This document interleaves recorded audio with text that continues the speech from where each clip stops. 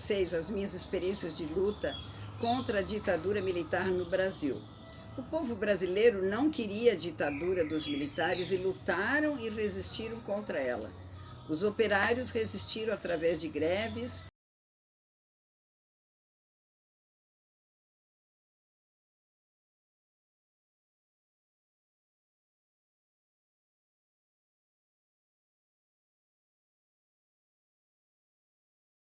Os estudantes resistiram à ditadura participando de protestos de rua, fazendo greves nas unidades escolares. Também os artistas, os intelectuais e até religiosos participaram das lutas de resistência do povo brasileiro contra a ditadura de várias formas. Porque a ditadura não veio para resolver os problemas brasileiros, não veio para acabar com a fome, com a miséria, não veio para acabar com a exploração do trabalho, dos trabalhadores, não veio para desenvolver o Brasil. O tal do milagre econômico de Delfim Neto foi falso, porque foi feito com dinheiro emprestado aos bancos internacionais, pelo qual tivemos que pagar juros altíssimos e que ainda até hoje consta da nossa dívida pública, conforme a pesquisa a seguir. www.moemafiusa.jusbrasil.com.br. Foi aí que eu pesquisei a dívida externa deixada pela ditadura militar.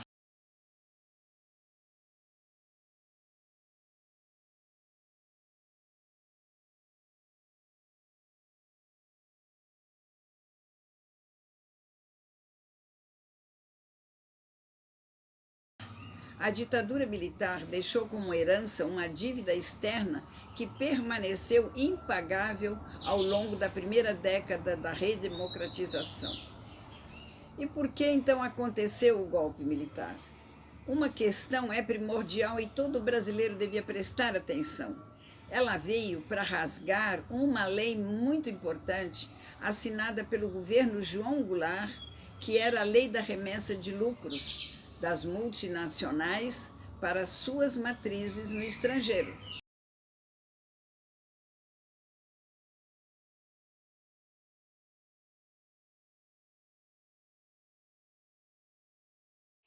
Essa foi o principal motivo da implantação dessa ditadura e desse golpe. Mas o que tem que ficar bem claro é que essa ditadura militar não serviu aos interesses do Brasil. Ela serviu aos interesses das empresas multinacionais aqui sediadas, principalmente as norte-americanas. Tanto é que Roberto Campos, ministro de Castelo Branco, revogou a lei da remessa de lucros logo após o golpe. E que lei é essa, então, que Jânio assinou essa lei da remessa de lucros? Eu pesquisei em memorialdademocracia.com.br/lei da remessa de lucros, né? Essa lei, como ficaria conhecida, famosa no Brasil naquela época, ela limitava o envio anual das empresas estrangeiras para o estrangeiro, para as suas matrizes, a título de lucro. Ela restringiu a, no máximo, 10% do capital trazido para o Brasil como investimento. Essa limitação da parcela de lucros que as empresas estrangeiras instaladas aqui no Brasil poderiam enviar às matrizes beneficiava muito o Brasil, porque o capital aqui criado ficaria aqui, seria reinvestido aqui no Brasil para desenvolver o nosso parque industrial e outras coisas necessárias. Podemos imaginar o quanto o Brasil seria desenvolvido se essa lei não fosse rasgada pelos militares? Quanto capital foi drenado para o estrangeiro através da remessa de lucros das multinacionais? E também podemos imaginar quanto o Brasil perdeu a partir da ditadura militar que anulou essa remessa de lucros. E desde então, até hoje, nenhum outro governo se atreveu a colocar qualquer impedimento a esta sangria de capitais através da exploração das multinacionais. Esse também era outro motivo para o golpe. Por quê? Porque os Estados Unidos nunca admitiram que um Brasil desenvolvido pudesse competir com eles. Mas o Brasil é um dos maiores países em extensão, temos um clima temperado em todo o nosso território, temos terras férteis na imensa maioria e temos um povo trabalhador que é a nossa principal riqueza. Os Estados Unidos não aceitam que sejamos seus concorrentes. Assim, toda iniciativa de governantes dedicados a melhorar a vida, o conhecimento e as nossas condições de vida e de trabalho esbarram no medo dos Estados Unidos de que possamos sobrepujá-los. E isto certamente o faríamos se não fossem os golpes. Logo depois da Primeira Guerra Mundial, os Estados Unidos deslocaram o imperialismo da Inglaterra e começaram a dominar não somente o Brasil, mas toda a América Latina.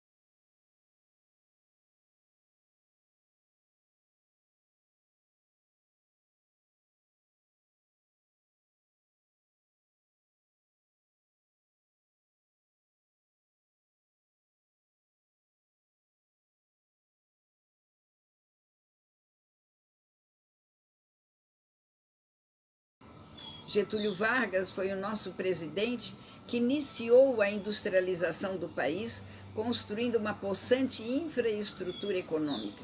Suas realizações são: Vargas criou a Companhia Siderúrgica Nacional e a Siderúrgica de Volta Redonda. Criou a Companhia Vale do Rio Doce, uma imensa companhia. Criou a Hidrelétrica do Vale do São Francisco. Em 1938, criou o Instituto Brasileiro de Geografia e Estatística. Criou a campanha do Petróleo é Nosso para impedir que empresas estrangeiras pudessem explorar o petróleo em terras brasileiras. Esta campanha resultou posteriormente na criação da Petrobras, uma empresa gigante, muito desenvolvida, que descobriu petróleo na região do pré-sal, aqui no Brasil, uma bolha que se estende desde o litoral do Espírito Santo até o litoral de Santa Catarina, e desenvolveu a melhor tecnologia do mundo na prospecção do petróleo em águas profundas.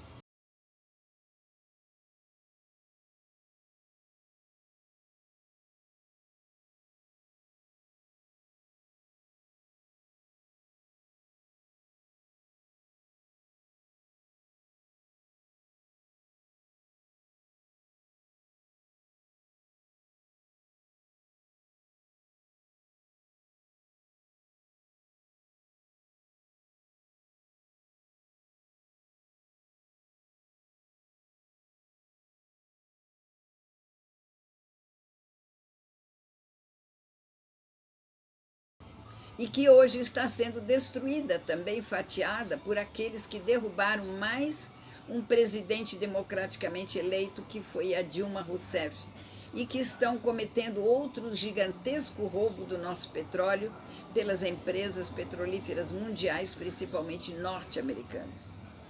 Documentos confidenciais da CIA, que é a Agência Central de Inteligência Americana, revelam que o governo norte-americano monitorava os desdobramentos da política brasileira e buscava uma brecha para derrubar o então presidente João Goulart.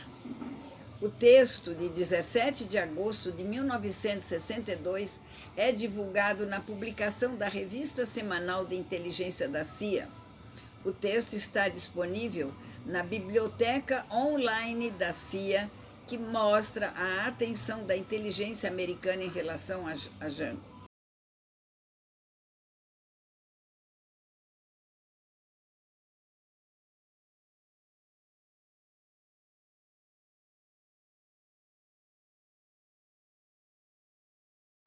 Porque agora esses documentos não são mais segredos de Estado e estão à mostra para qualquer um pesquisar.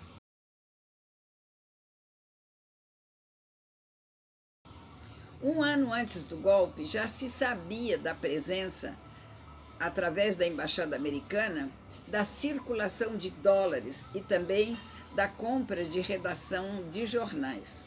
Entre 1962 e 1964, o IBAD financiou mais de 200 filmetes de propaganda contra o governo João Goulart. Outro presidente que provocou a ira e a inveja dos norte-americanos foi João Goulart, que desejava implantar aqui no Brasil um programa de reformas de base para desenvolver o Brasil e tirar o Brasil do atraso. Getúlio já tinha sido levado ao suicídio pela pressão exercida aqui pelos norte-americanos através de traidores internos brasileiros. E o presidente João Goulart também estava seguindo a mesma política desenvolvimentista de Getúlio Vargas, uma política nacionalista para melhorar o nosso país e a vida de todos nós brasileiros. Para vocês terem uma ideia, eu me formei em odontologia, bem como muitos outros jovens brasileiros, cursamos as universidades sem pagar nenhum tostão, porque o estudo era gratuito naquela época. E este era um ponto muito importante, porque um povo instruído não se submete à exploração e opressão de um país estrangeiro.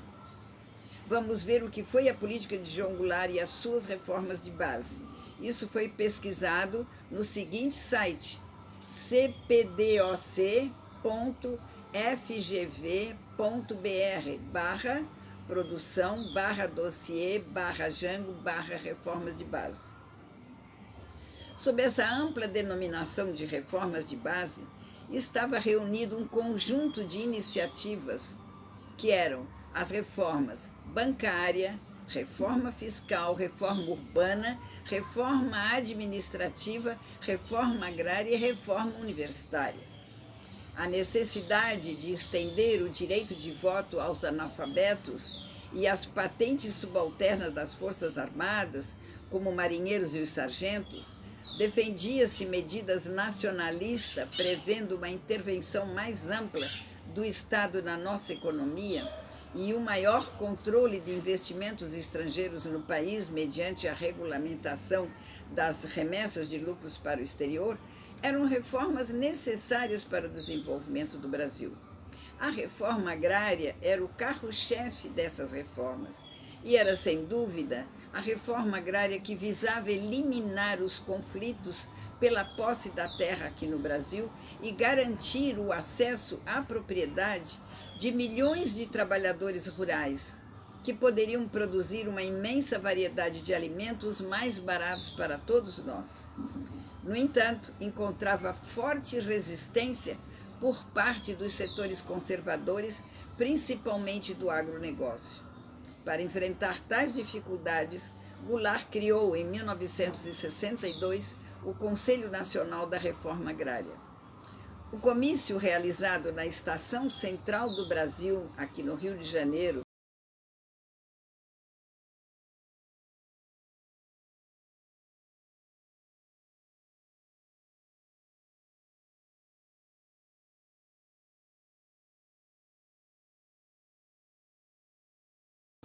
também denominado Comício das Reformas, ao qual compareceram cerca de 150 mil pessoas, que na época era uma quantia muito grande, demonstrava como o povo brasileiro estava se desenvolvendo e evoluindo, aumentando sua participação política, o que aumentava o medo dos conservadores, que sempre foram contra as melhorias para o povo, e os Estados Unidos temem a união entre as lideranças políticas de esquerda, progressistas e populares, unidas com um povo que sabe o que quer. Goulart anunciou a adoção de medidas importantes nessa atividade, como a encampação das refinarias de petróleo particulares. Mas o golpe militar de 31 de março de 64 e o afastamento de Jango da presidência impediram a concretização dessas necessárias reformas. O golpe militar veio, sim, para destruir todo o futuro do nosso Brasil e do nosso povo.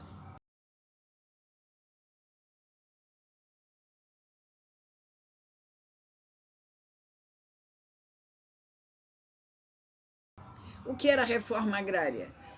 consistia em promover a democratização da terra, paralelamente à promulgação do Estatuto do Trabalhador Rural, estendendo ao campo os principais direitos dos trabalhadores urbanos. A reforma educacional visava a valorização do magistério e do ensino público em todos os níveis, o combate ao analfabetismo, com a multiplicação nacionais das pioneiras experiências do método Paulo Freire. O governo também se propunha a realizar uma reforma universitária. E a reforma fiscal tinha como objetivo promover a justiça fiscal e aumentar a capacidade de arrecadação do Estado.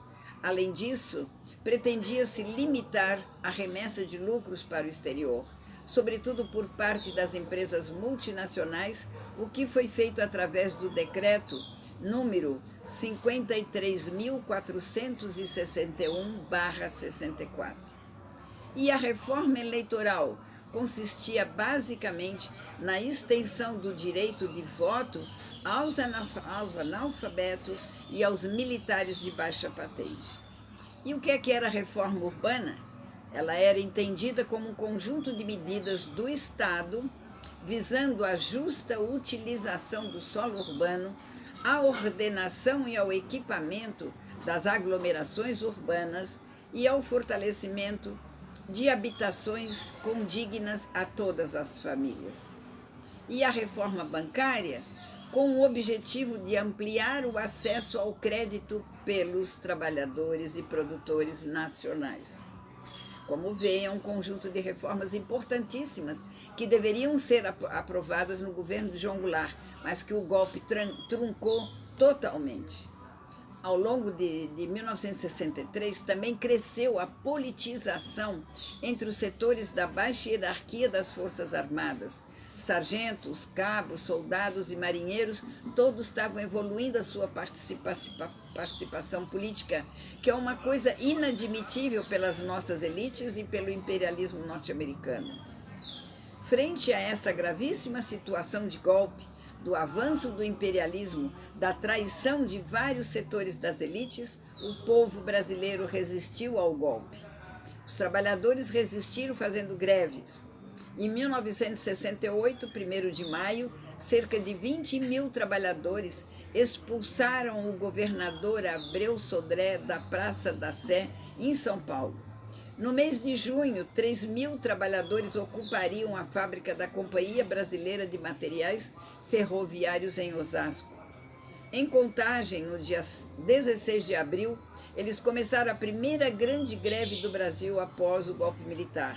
Era uma resposta à política de arroxo salarial da ditadura. Sem as greves de Contagem e Osasco de 1968, não haveria o surgimento do sindicalismo desenvolvido na década de 70, que fez cambalear a ditadura nos anos 80 e teve tanto peso na política nacional até os dias de hoje. Imediatamente após tomarem o Planalto em 64, os militares puseram em prática um programa para acabar com esse processo, retirando direitos e atacando organizações sindicais, que isso acontece até hoje. Em 1967, eles abriram as portas para acabar com a estabilidade do emprego. Sim, os militares fizeram isso porque o Getúlio tinha assinado uma lei da estabilidade do emprego, que os militares trocaram pelo Fundo de Garantia por Tempo de Serviço. Antes, os empregados com mais de 10 anos de carteira, se demitidos sem justa causa, tinham direito a uma indenização equivalente a um mês de seu vencimento por cada ano, além de multa de 10%. Essa política foi sendo paulatinamente substituída pelo Fundo de Garantia por Tempo de Serviço e está até hoje, né? Contagem já era um dos principais centros industriais do estado de São Paulo, com quase 30.000 habitantes e mais de 18.000 operários que moravam e trabalhavam na cidade industrial e seus arredores. Desde outubro de 67, as lideranças dos trabalhadores percorriam os litorais de trabalho para propagandear a luta contra o arroxo salarial da ditadura. De 16 de abril de 68, os operários da Belgo Mineira acordaram cedo, não para trabalhar, mas para interromper o curso das máquinas e ocupar a fábrica por 10 dias.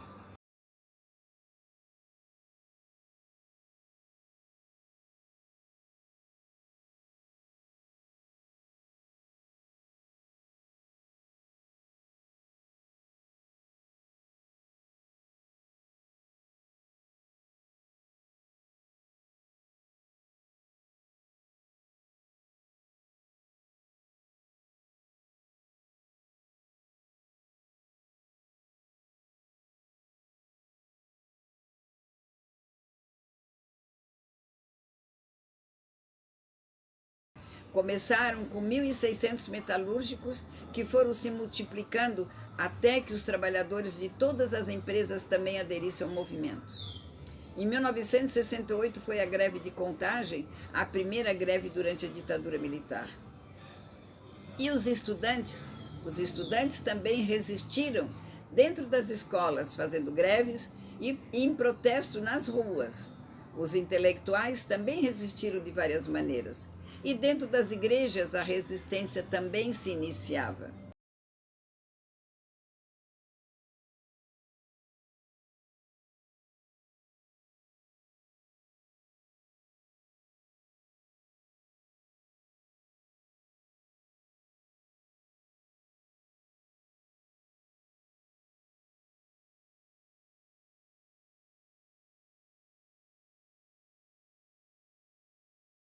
Nas décadas de 60 e 70, o movimento estudantil brasileiro foi importantíssimo foco de resistência e mobilização social à ditadura civil e militar.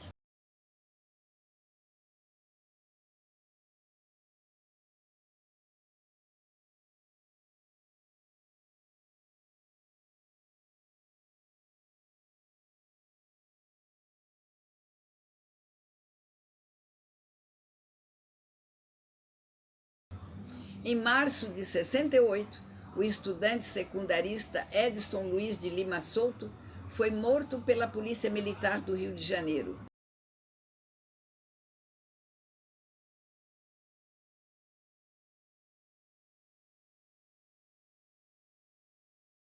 Durante o protesto, o que causou comoção popular e marcou o início de intensas mobilizações contra o regime ditatorial.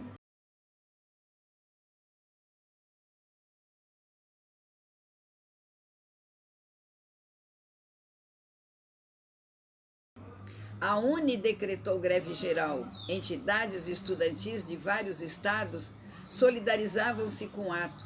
Sindicalistas, artistas, religiosos e intelectuais demonstravam apoio ao movimento.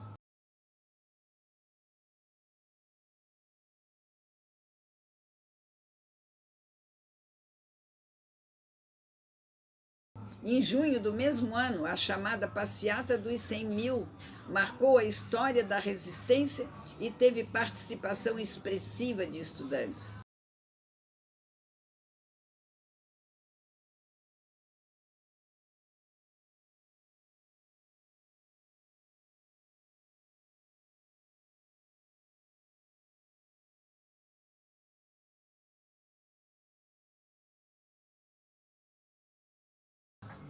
Em 1974, começaram a surgir os primeiros sinais da recuperação do movimento estudantil.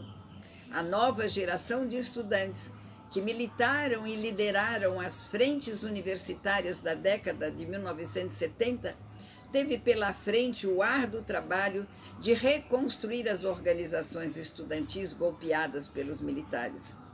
O Congresso de Reconstrução da UNE, a UNE foi incendiada pelos militares. Não podemos esquecer isso.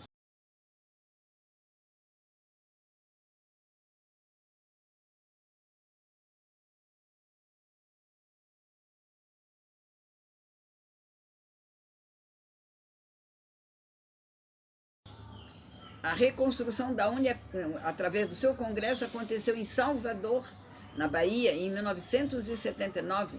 reivindicando mais recursos para a universidade em defesa do ensino público e gratuito, assim como pedindo a libertação de estudantes presos no Brasil.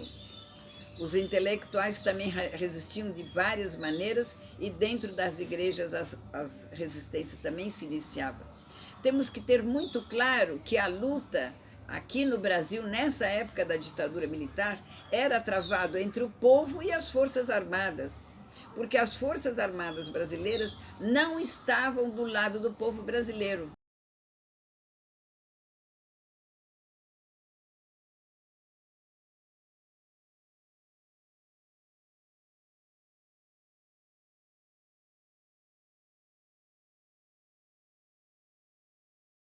Nunca se preocuparam em ouvir o povo.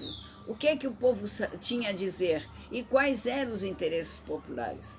As Forças Armadas recebiam ordens, era dos agentes dos Estados Unidos aqui infiltrados. Hoje temos acesso aos documentos que revelam isso. É o que eu vou mostrar para vocês. Vou relatar esses fatos, que antes estavam escondidos. O envolvimento dos Estados Unidos no golpe de 64.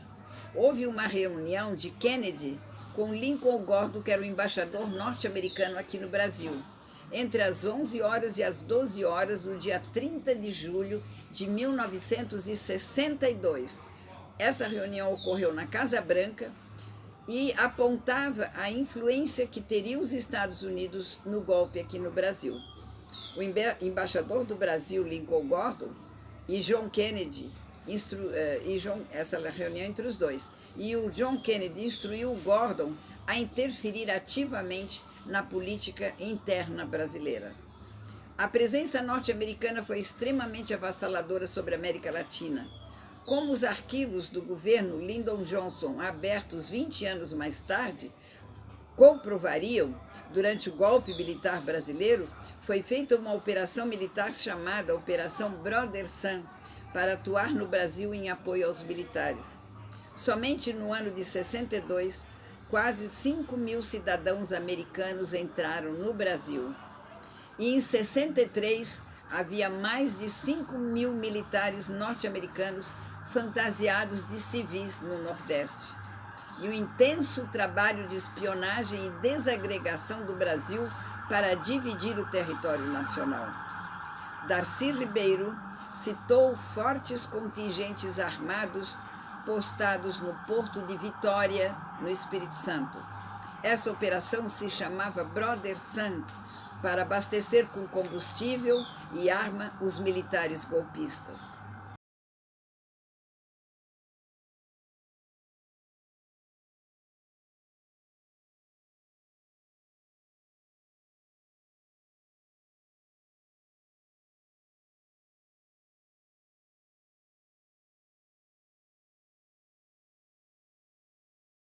Um porta-aviões e destroyers dos Estados Unidos, enviados à costa brasileira, ficaram próximos do Porto de Vitória, no Espírito Santo, e serviram de apoio militar às tropas golpistas.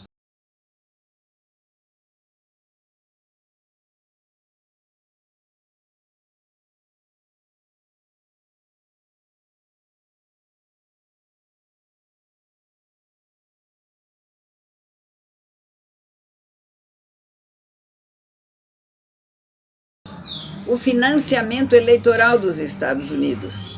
Segundo o ex-agente da CIA, Philip Agee, os fundos provenientes de fontes estrangeiras foram utilizados na campanha de 8 candidatos aos governos de 11 estados no Brasil.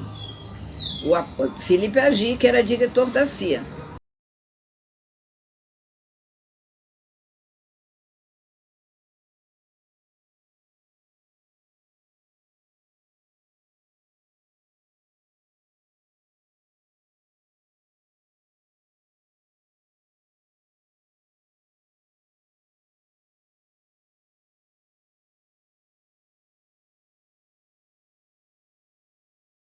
O apoio a 15 candidatos ao Senado, o apoio da CIA, e dinheiro, claro, a 250 candidatos à Câmara Federal e mais de 500 sindicatos candidatos às assembleias legislativas de cada estado. Essas doações vinham através dos bancos Royal Bank of Canada, Bank of Boston e o First National Citibank. A imprensa brasileira da época, o Globo, como sempre o Globo, Jornal do Brasil, Correio da Manhã e Diário de Notícias pregavam abertamente a deposição do presidente João Goulart. Segundo Mino Carta, um jornalista nosso do Brasil, a Folha de São Paulo emprestava a sua C14, que é uma Chevrolet veraneio, para recolher os torturados ou pessoas que iriam ser torturados na Operação Bandeirantes em São Paulo. O papel da imprensa nos golpes do Brasil. A grande imprensa levou Getúlio ao suicídio. A grande imprensa levou Jânio Quadros à renúncia. A grande imprensa tentou impedir Juscelino Kubitschek de assumir. E a grande imprensa tentou impedir a posse de João Goulart. E ajudou no golpe de 64 contra Jango, ajudou no recente golpe contra Dilma, em 2016. Isso aí eu tirei como colaboração do cientista político Vanderlei Guilherme dos Santos, da revista Carta Capital, de 14 de setembro de 2005, página 27, para quem quiser averiguar. É claro que no meio de tudo isso eu não poderia ficar indiferente. Passei a militar nos grupos de resistência à ditadura e ao imperialismo. Em função da minha participação na luta de resistência do nosso povo, eu fui presa pelos militares, que me sequestraram na rua. Conversando com vocês, quero lhes dizer que estou muito feliz por ter dedicado minha vida pensando nos outros, em primeiro lugar, amando o próximo mais do que a mim mesma. Todo o sofrimento por que passei não me machucou o suficiente para me fazer desistir dessa luta. Todo o sofrimento a mim imposto não foi suficiente para calar essa imensa vontade de pensar um futuro para a humanidade que seja radioso e feliz, sem exploração do trabalho alheio, sem a opressão dos mais fortes e poderosos sobre os mais fracos. É muita felicidade para mim saber que fui e que continuo sendo uma daquelas pessoas que souberam amar incondicionalmente o Brasil, amar ao próximo e ao distante, sem pensar em recompensas e sem medir sacrifícios. Presa pelos militares em 10 de maio de 1970, era um domingo, Dia das Mães, eu fui sequestrada na Avenida São João, em São Paulo, empurrada para dentro de um carro, levada imediatamente para o centro de tortura, que era a Operação Bandeirantes, que era uma organização clandestina dos militares, sustentada e financiada por industriais e empresários brasileiros e norte-americanos, onde ficavam salas de torturas até a morte, onde ocorriam bárbaros assassinatos dos brasileiros que ousaram desafiar os poderosos, o poder das armas, e sonharam com um futuro radioso para seus filhos e netos, muito diferente e muito melhor da realidade que vivemos ainda hoje. Nas salas de tortura da Operação Bandeirantes em São Paulo, fui obrigada a tirar toda a minha roupa na frente de vários militares. Todos os prisioneiros tinham que ficar nus. E por que tínhamos que ficar nus? Primeiro, para sermos humilhados, para perdermos a combatividade. Segundo, porque todo o nosso corpo, e principalmente os órgãos genitais, ficavam ao alcance do fio elétrico através do qual os militares nos davam choques em todas as partes do nosso corpo. Os militares foram covardes. Me amarraram numa cadeira elétrica para me bater e para me torturar, amarrada e nua, onde me davam choques por todo o corpo e me batiam com palmatórias nas mãos e nas solas dos pés. Depois de muitas horas na cadeira do dragão, eles passaram para o pau de arara. Me amarraram e me penduraram no pau de arara numa sessão de torturas que durou Desde o momento que para lá me levaram, cerca de 3 ou 4 horas da tarde, até às 6 horas do dia seguinte, quando terminou o trabalho daquela equipe de torturadores. Eram 3 equipes, uma trabalhava enquanto 2 descansavam. Levada para uma cela, caí no chão, exausta, como um saco de batatas. Mas 2 horas depois, quando começou o trabalho da segunda equipe, já me levaram de volta para as torturas, que nesse mesmo dia prosseguiu até às 4 da madrugada. Fiquei 12 dias na Operação Bandeirantes em São Paulo, que mais tarde receberia o nome de DOI-CODE. Dali me levaram para o DOPS de São Paulo, onde fiquei por 45 dias, impedida de avisar a família ou de contratar um advogado. Do DOPS fui levada para o Presídio Tiradentes, onde fiquei presa por 2 anos e 2 meses. Essa foi minha trajetória. Quero lhes dizer que em nenhum momento passou pela minha cabeça ter qualquer arrependimento das decisões que tomei de lutar pelo meu país.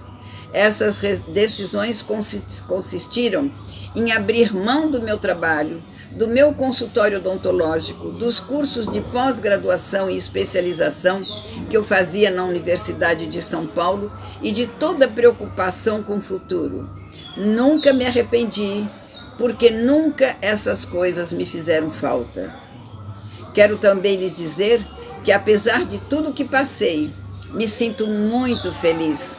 Tenho maior orgulho de ter lutado e vivido aqueles anos ao lado de uma juventude brasileira corajosa, determinada e generosa, que abriu mão de seus planos individuais para defender a pátria brasileira e o nosso povo brasileiro, porque assim se fazia necessário.